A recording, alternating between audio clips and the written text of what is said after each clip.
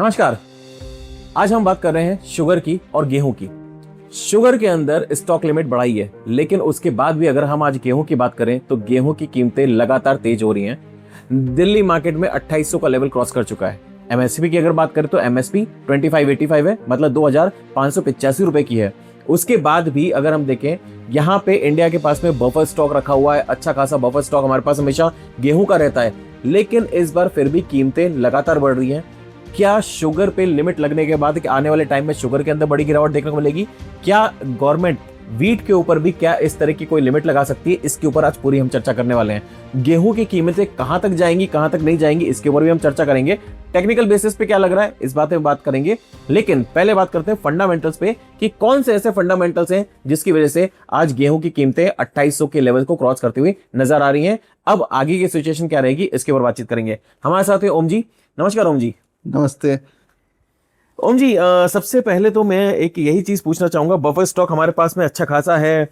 Production की अगर बात करें तो मुझे लगता है कि जो इंडिया का प्रोडक्शन है उसके ऊपर बातचीत करना बहुत जरूरी है। पहले कितना था, अभी कितना है, और आने वाले टाइम में डिमांड कितनी रहेगी। और अल्नीनो जो बहुत एक भूत की तरह दिख रहा है, एक बिल्कुल कि अल्नीनो आने वाला है, जो मुझे लगता है कि अब इम्पैक्ट थोड़ा सा दिख रहा है, क्योंकि बारिश उस तरह से पूरी तरह बारिश नहीं है। बारिश कहीं पे बहुत ज्यादा है, कहीं पे बिल्कुल भी नहीं है, नदारद है बिल्कुल। इस तरह की सिचुएशन पूरे इंडिया में चल रही है। लेकिन अभी भी अगर बात करें तो रेनफॉल अच्छा खासा है, नदियों में पानी आ चुका है, डैम में पानी भी है। आगे कंडीशन अप्रैल और मई में क्या रहेगी, वो सॉरी अगस्त और सितंबर में क्या रहेगी, उसको देखना थोड़ा सा जरूरी होगा। देखिए, प्रोडक्शन नो डाउट कि हम काफ़ी अच्छे में पहुंच गए। चलिए, अगर आपने प्रोडक्शन की बातें की तो कुछ बातें पुरानी भी आ जाए। 1960 में एक वर्ड कहा जाता था। क्या कहा जाता था, आपको पता है? देखिए, उस समय वन वर्ड था, शिप टू माउथ इंडिया। मतलब शिप से गेहूं आएगी तो हमें अनाज मिलेगी।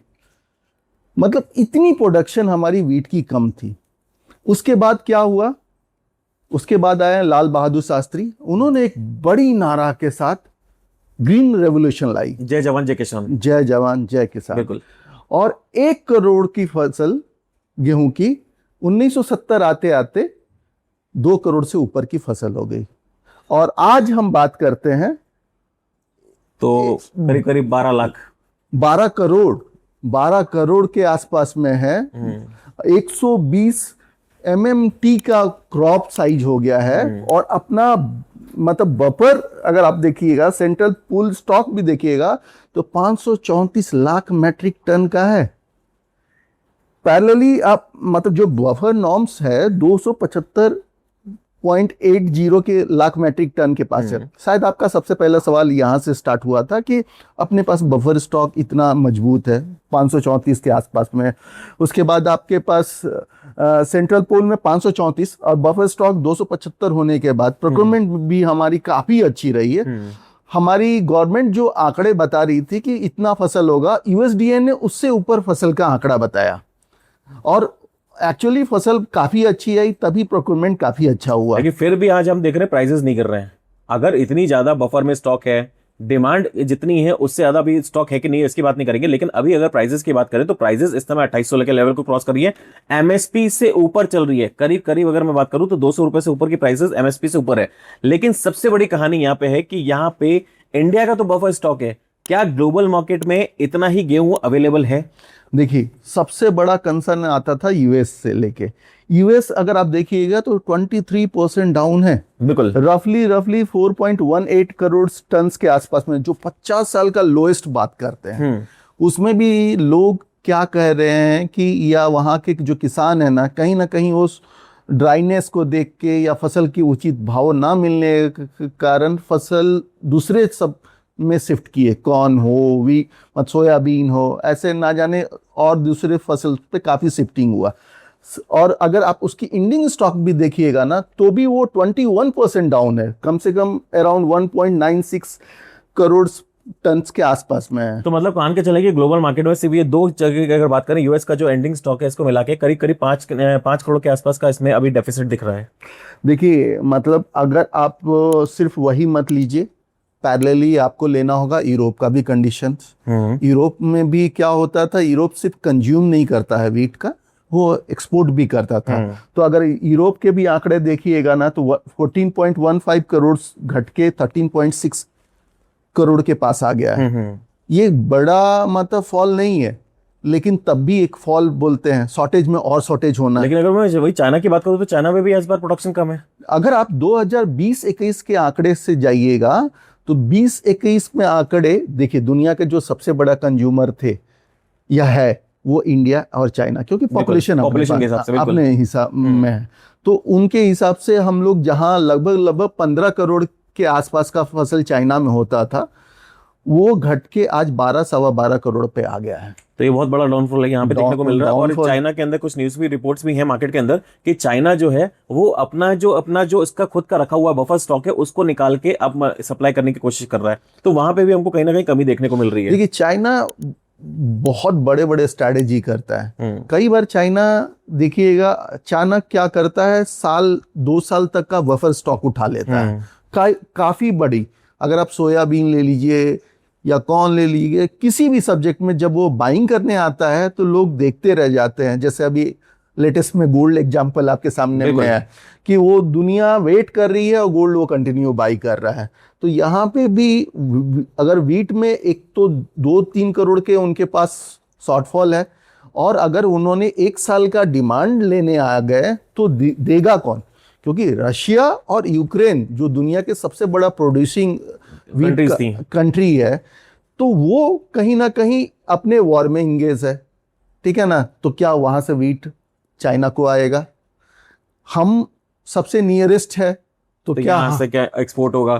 तो मार्केट में इसी वजह से प्राइसेस अभी बढ़े हुए हैं, क्योंकि हमने एक फंडामेंटल सबसे बड़ा, जो आपको सिंपल यहाँ पे फंडामेंटल समझना है कि ग्लोबल मार्केट में स्टॉक कम है, इंडिया में बफर स्टॉक है, लेकिन ग्लोबल मार्केट से डिमांड निकल के आ सकती है। लेकिन इसके बाद में एक चीज और है जिसके कारण प्राइस मुझे लगता है कि काफी बड़ी हुई है, वो है अल नीनो का डर।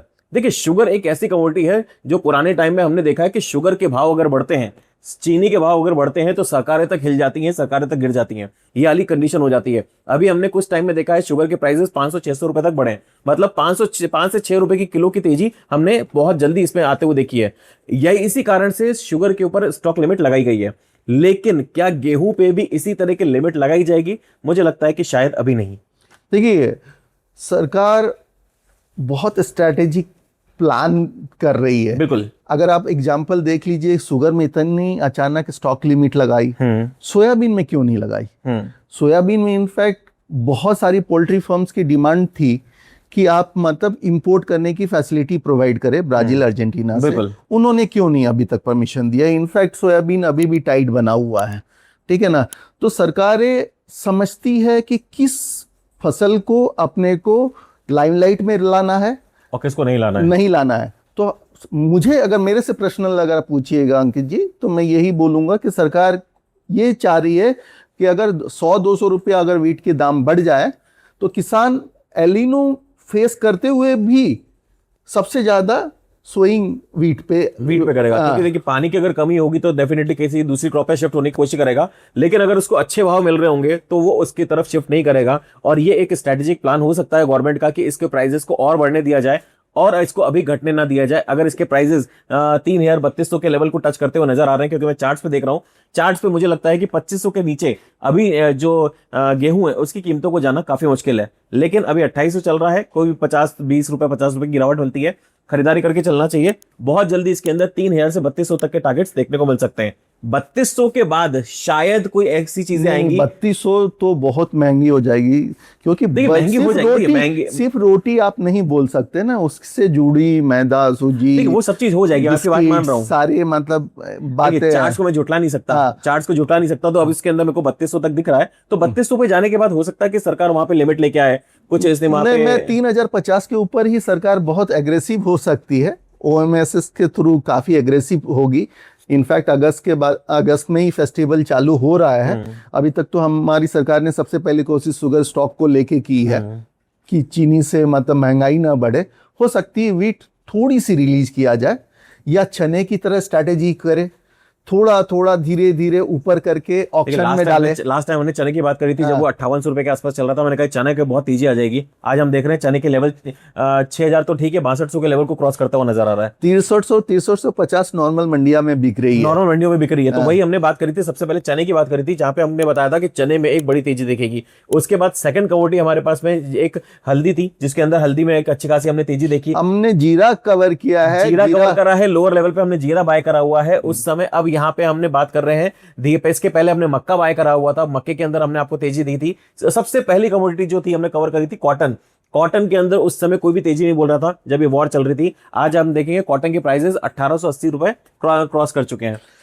अब कॉटन में हमने रील बनाई थी, पॉडकास्ट नहीं की थी। हाँ जी, पॉडकास्ट नहीं कर रहा, लेकिन हमने अपडेट सारे दिए हुए अपडेट डाले हैं। तो यहाँ पे अब गेहूं जो है, गेहूं शुगर के अंदर आने वाले टाइम में किस तरह की कहानी होगी बात अलग करेंगे। लेकिन अगर मैं बात करूं गेहूं की, तो मुझे लगता है कि गेहूं एक ऐसी कमोडिटी है जो आने वाले टाइम में अभी भी इसके अंदर तेजी बनी रह सकती है। अल नीनो का असर कितना आएगा कितना नहीं आएगा वो तो समय बताएगा, लेकिन हाल फिलहाल में अगर देखा जाए तो गेहूं के अंदर शुगर जैसी लिमिट या फिर कोई नया अभी रूल आता हुआ नहीं लग रहा है। अभी टाइम लगेगा। जब ये 3050 के ऊपर बोला हुआ है, मुझे लगता है कि एक बार 3200 तक के लेवल आने चाहिए। 3200 का लेवल अगर आता है तब वहां पे ट्रेडर्स को थोड़ा सा कॉशियस होना चाहिए। उसके बाद में कहीं ना कहीं गवर्नमेंट की तरफ से कोई ना कोई पुल आएगा, कोई प्रेशर क्रिएट करा जाएगा ताकि प्राइसेस वापस से कंट्रोल में आ सके। गेहूं खाने वाली चीज है, जितनी भी कमोडिटी खाद्य पदार्थ है, ये खाद्य पदार्थ के ऊपर कंट्रोल रखना बहुत जरूरी होता है, क्योंकि महंगाई अगर बढ़ी, खाद्य की सामग्री की अगर महंगाई बढ़ती है तो सीधा असर आम आदमी की जेब पे पड़ता है। जी, अभी तो आम आदमी क्रूड से त्रस्त है ही, बिल्कुल ठीक है ना। सोने ठीक है थोड़ी सी नीचे आ गई, लेकिन अगर गेहूं की महंगाई आ गई तो ये बड़ी महंगाई मानी जाती है, ठीक है ना। तो हमारे हिसाब से, मेरे हिसाब से आप 3200 बोल रहे हैं, मेरे हिसाब से अभी भी मैं हूँ 3050 से ही सरकार बहुत एक्टिव हो जाएगी, ओएमएस के थ्रू काफ़ी सप्लाई बढ़ाएगी।